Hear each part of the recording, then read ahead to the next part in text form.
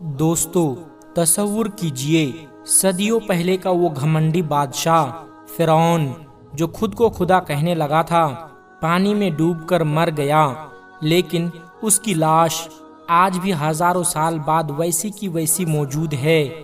اور اب اچانک ایک ایسی حیرت انگیز بات سامنے آئی ہے جس نے دیکھنے والوں کے ہوش اڑا کر رکھ دیے ہیں۔ کیا واقعی فرعون کی لاش کو خانہ کعبہ کے سامنے لایا گیا تھا؟ کہ اللہ تبارک و تعالیٰ کا کوئی بڑا معجزہ ظاہر ہوا جس سے یہودی ڈاکٹر سجدے میں گر پڑے اور مسلمان ہو گئے، یا پھر یہ ایک افواہ ہے؟ دوستو آج کی یہ ویڈیو آپ کو ایک ایسے راز، ایک ایسے دعوے اور ایک ایسے سوال کے سامنے کھڑا کر دے گی جسے سن کر آپ آخر تک دیکھے بغیر نہیں رہ پائیں گے۔ اس لیے دل تھام لیجئے اور کان کھول کر سنیے، کیونکہ جو کچھ ہم بتانے والے ہیں وہ آپ کی سوچ ہمیشہ کے لیے بدل سکتا ہے۔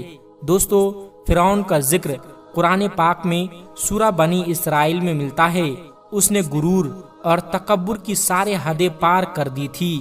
حضرت موسیٰ علیہ السلام نے اسے اللہ تبارک و تعالیٰ کی طرف بلانے کی بہت کوشش کی، لیکن وہ گھمنڈ میں اتنا چور تھا کہ خود کو خدا کہنے لگا۔ یہی وجہ ہے کہ اللہ تبارک و تعالیٰ نے اسے قیامت تک کے آنے والے پوری انسانیت کے لیے عبرت کا نشان بنا دیا۔ آج بھی اس کی لاش ہزاروں سال بعد ویسی ہی تازہ ہے جیسے پہلے تھی، اور قرآن کے فرمان کے مطابق قیامت تک ایسی ہی رہے گی۔ لیکن دوستو فرعون کی لاش کو لے کر یہودی مسلمانوں کے خلاف مسلسل سازشیں رچتے رہے ہیں۔ حال ہی میں ان کی طرف سے ایک بہت بڑی سازش سامنے آئی ہے۔ انہوں نے سعودی بادشاہ کنگ سلمان سے رابطہ کیا اور فرعون کی لاش کو مکہ یعنی خانہ کعبہ میں لانے کی اجازت مانگی۔ انہوں نے کہا کہ وہ اس پر کچھ ریسرچ کرنا چاہتے ہیں۔ کنگ سلمان نے ان کی چال کو اچھی طرح سمجھتے ہوئے، اللہ پر پورا یقین رکھتے ہوئے انہیں اجازت دے دی۔ اجازت ملتے ہی یہودی لوگ بہت ہی زیادہ خوش ہو گئے، کیونکہ ان کا مقصد تھا کہ کعبہ میں لے جا کر ثابت کر دیں کہ یہ اصل فرعون نہیں بلکہ کوئی اور لاش ہے جسے پوری دنیا غلطی سے فرعون سمجھ رہی ہے۔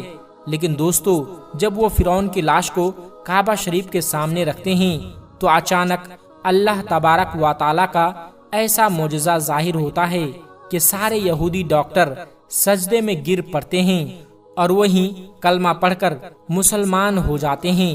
سبحان اللہ۔ اب سوال یہ ہے کہ 1991 سے پہلے دنیا کو فرعون کی لاش کے بارے میں کچھ معلوم نہیں تھا، حالانکہ بائبل اور قرآن دونوں میں فرعون کا ذکر ہے۔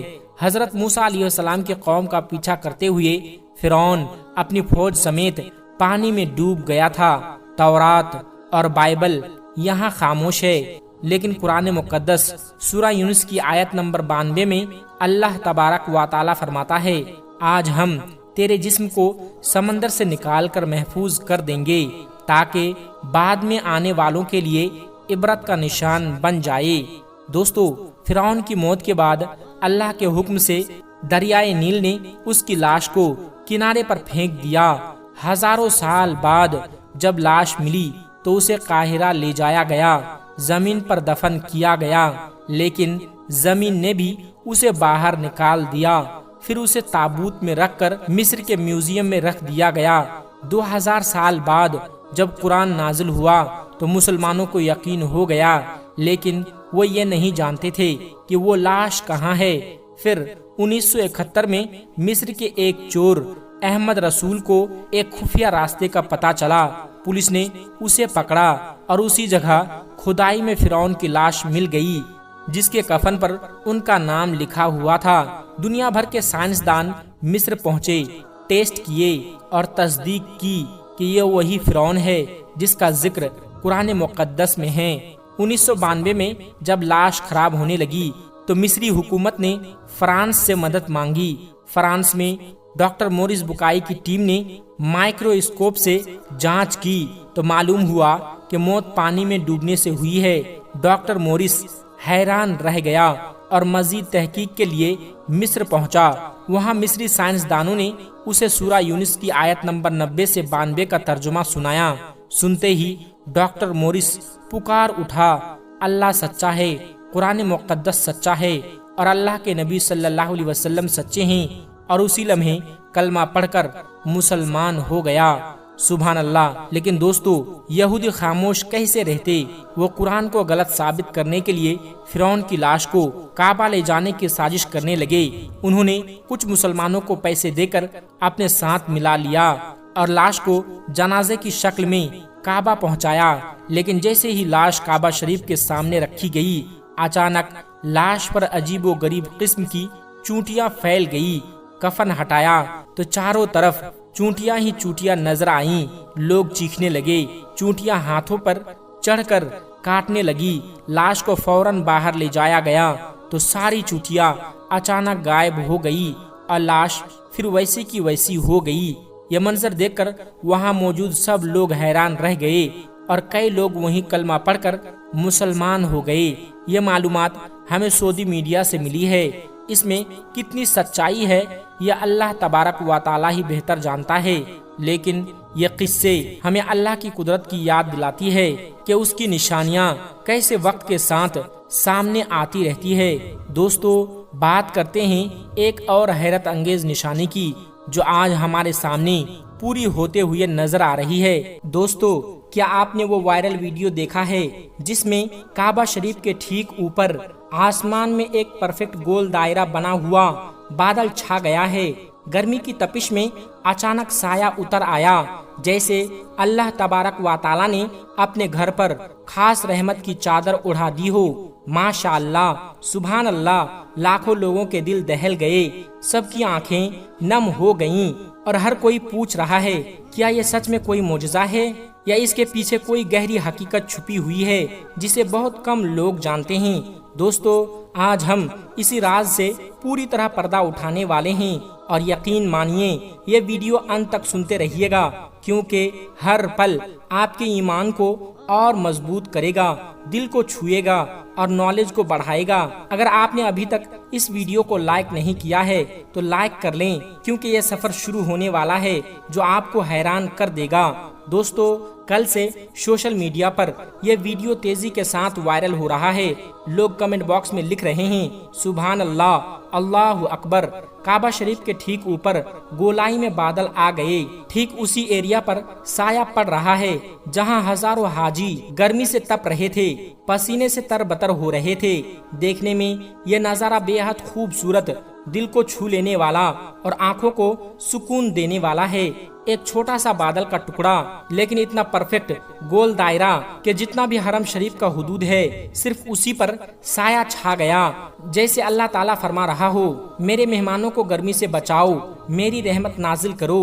لیکن دوستو، کیا آپ جانتے ہیں کہ یہ نظارہ پہلی بار نہیں ہوا؟ خانہ کعبہ کے اوپر ایسی رحمتیں اور برکتیں نازل ہوتی رہتی ہے۔ اللہ تبارک و تعالیٰ کی مہربانی وہاں برستی رہتی ہے۔ سال میں کئی بار ایسا ہوتا ہے، بس اس بار کسی نے ویڈیو بنا لی، اس لیے پوری دنیا دیکھ رہی ہے۔ اب سب سے بڑا اور رومانچک سوال یہ ہے، کیا اس بادل کے دائرے کا بیت المعمور سے کوئی کنیکشن ہے؟ دوستو، کعبہ شریف کے ٹھیک اوپر 7ویں آسمان پر بھی ایک مقدس گھر موجود ہے جسے بیت المعمور کہا جاتا ہے، فرشتوں کا کعبہ۔ یہ عرش الہی کے ٹھیک نیچے ہے۔ سورہ طور میں اللہ تبارک و تعالیٰ نے اس کی قسم کھائی ہے، اور بیت المعمور کی قسم حضرت محمد صلی اللہ علیہ وسلم نے معراج کی رات جب 7ویں آسمان پر تشریف لائے تو حضرت ابراہیم علیہ السلام کو بیت المعمور سے ٹیک لگائے دیکھا۔ جبرائیل علیہ السلام نے بتایا کہ یہ بیت المعمور ہیں جہاں روز 70,000 فرشتے طواف کرتے ہیں یا نماز ادا کرتے ہیں۔ جو فرشتہ ایک بار آتا ہے وہ دوبارہ نہیں آتا۔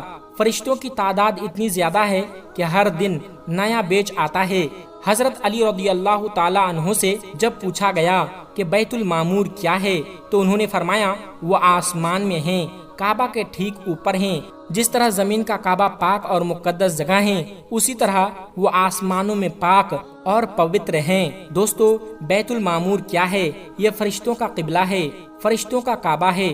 روایت کے مطابق یہ گھر زمین اور آسمان کی پیدائش سے 500 साल पहले बनाया गया था। कुछ उलमा जैसे अल्लामा सुयूती रहमत उल्लाह अलैह के मुताबिक खाना काबा को सबसे पहले फरिश्तों ने बैतुल मामूर के ठीक नीचे जमीन पर तामीर किया।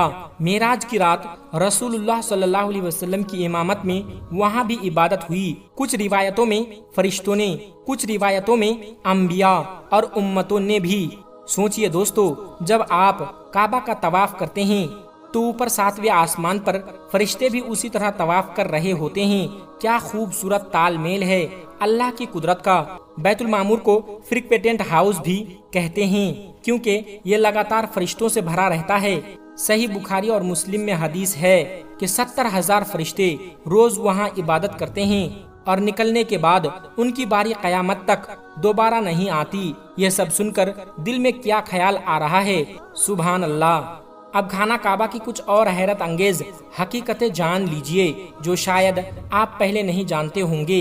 ये दुनिया की सबसे मुक़द्दस जगह है। सऊदी अरब के वादी हिजाज में स्थित हैं। रोज हजारों लोग 24 घंटे इसका तवाफ करते हैं। ये क्यूब शेप में है और इतिहास में कई बार तामीर हुआ। हजरत इब्राहिम अलैहिस्सलाम और हजरत इस्माइल अलैहिस्सलाम के जमाने में जो बना वो आज जैसा नहीं था। वक्त के साथ कुदरती हादसों, बाढ़ और घटनाओं की वजह से इसे दोबारा बनाना पड़ा। नबी करीम सल्लल्लाहु अलैहि वसल्लम की जिंदगी में भी तामीर हुई, जहां आप सल्लल्लाहु अलैहि वसल्लम ने हजरे अस्वद को कपड़े में रखकर कबीले के झगड़े को रोका था। एक बड़ी खून रेजी को अपने दूर अंदेशी से बचाया। आखिरी बड़ी तामीर 1996 में हुई जिसमें बुनियाद को और मजबूत किया गया। कई पुराने पत्थर हटाए गए और नई छत डाली गई। अब ये पहले से कहीं ज्यादा मजबूत है। पहले इसमें 2 दरवाजे और 1 खिड़की हुआ करती थी, अब सिर्फ 1 दरवाजा है। चादर पहले हरी, लाल, सफेद रंग की हुआ करती थी लेकिन अब काली मशहूर है। सोने के धागों से सजी हुई खाना काबा की चाबियां बनी शैबा खानदान के पास है। फतेह मक्का के वक्त नबी करीम सल्लल्लाहु अलैहि वसल्लम को चाबियां दी गई लेकिन आप सल्लल्लाहु अलैहि वसल्लम ने उन्हें उस्मान बिन तलहा को वापस कर दी और फरमाया, ए बनी तलहा, ये चाबियां कयामत तक तेरे पास रहेगी सिवाय इसके कि कोई जोर जबरदस्ती छीन ले। आज भी वही खानदान इन चाबियों का रखवाला है।